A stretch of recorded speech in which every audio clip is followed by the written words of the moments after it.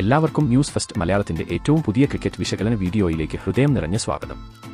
IPL 2025 ആവേശകരമായ വാർത്തകൾ ആദ്യമേ അറിയാൻ ഈ ചാനൽ മറക്കാതെ സബ്സ്ക്രൈബ് ചെയ്യുക. ഇന്നലെ ഏപ്രിൽ 23 ഹൈദരാബാദിലെ രാജീവ് ഗാന്ധി അന്താരാഷ്ട്ര സ്റ്റേഡിയത്തിൽ നടന്ന 41ാം മത്സരത്തിൽ മുംബൈ ഇന്ത്യൻസ് സൺറൈസേഴ്സ് ഹൈദരാബാദിനെ 7 വിക്കറ്റിന് തോൽപ്പിച്ചു. എന്നാൽ മത്സരത്തിന്റെ ശ്രദ്ധാകേന്ദ്രം ഇഷാൻ കിഷന്റെ വിവാദ വാക്കൌട്ട് ആയിരുന്നു. ഇത് SRH ഉടമ കാവ്യമാരന്റെ രോഷത്തിന് കാരണമായി. അപ്പോൾ ഈ മത്സരത്തിൽ സംഭവിച്ചത് എന്തെന്നാണ് നമ്മുടെ ഈ വീഡിയോയിൽ നോക്കാൻ പോകുന്നത്. SRH 20 ഓവറിൽ 143 എന്ന സ്കോർ നേടി. ഹെൻറിച്ച് ക്ലാസൻ 62 റൺസും അഭിനവ് മനോഹർ 43 റൺസും നേടി SRHനെ താങ്ങി നിർത്തി.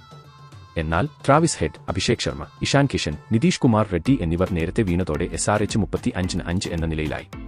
മുംബൈയുടെ ട്രെന്റ് ബോൾട്ട് 4-26 ദീപക് ചാഹർ 2-4 ആയി മിന്നുന്ന ബൌളിംഗ് കാഴ്ചവെച്ചു. 144 റൺസിന്റെ ലക്ഷ്യവുമായി ഇറങ്ങിയ മുംബൈ രോഹിത് ശർമ്മയുടെ 70 റൺസും സൂര്യകുമാർ യാദവിന്റെ 40 റൺസിന്റെയും മികവിൽ 15.4 ഓവറിൽ 146 എന്ന നിലയിൽ 7 വിക്കറ്റിന്റെ ജയം നേടി. മത്സരത്തിന്റെ ഹൈലൈറ്റ് ഇഷാൻ കിഷന്റെ വിവാദ ഡിസ്മിസൽ ആയിരുന്നു. 3ാം ഓവറിൽ ദീപക് ചാഹറിന്റെ ലെഗ് സൈഡ് ഡെലിവറിയിൽ മുംബൈയിൽ നിന്ന് ശക്തമായ അപ്പീൽ ഇല്ലാതിരുന്നിട്ടും ഇഷാൻ സ്വയം പവലിയനിലേക്ക് നടന്നു. അൾട്രാഎഡ്ജിൽ ബാറ്റിൽ തട്ടിയതിന്റെ തെളിവില്ലായിരുന്നു. ഇത് ആരാധകരെ ഞെട്ടിച്ചു. കാരണം ഇഷാൻ മുംബൈയുമായി ഒത്തുകളിക്കുന്നോ എന്നതാണ് വാദം. ചിലർ ഇഷാന്റെ സ്പോർട്സ്മാൻ സ്പിരിറ്റിനെ പ്രശംസിച്ചു, മറ്റുള്ളവർ ഹൈദരാബാദിന്റെ തോൽവിയെ വിമർശിച്ചു. ഹൈദരാബാദിന്റെ തുടർച്ചയായ 5ാം തോൽവിയും കൂടെ ആയപ്പോൾ ടീം ഉടമ കാവ്യമാരനെ അസ്വസ്ഥയാക്കി. എക്സ്ലെ പോസ്റ്റുകൾ പ്രകാരം കാവ്യ ഡ്രസ്സിംഗ് റൂമിൽ ഇഷാന്റെ തീരുമാനത്തിൽ നിരാശ പ്രകടിപ്പിച്ചു. എന്നാൽ കാവ്യ ഇഷാനെ ആക്രമിച്ചു എന്ന ആരോപണങ്ങൾ തെളിവില്ലാത്തതാണ്.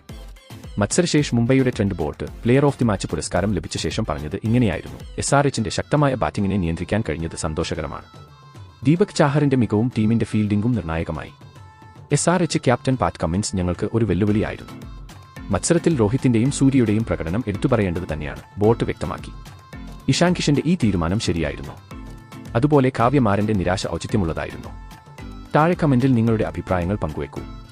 അപ്പോൾ കൂടുതൽ ക്രിക്കറ്റ് വിശേഷങ്ങൾക്കായി ചാനൽ മറക്കാതെ സബ്സ്ക്രൈബ് ചെയ്യുക.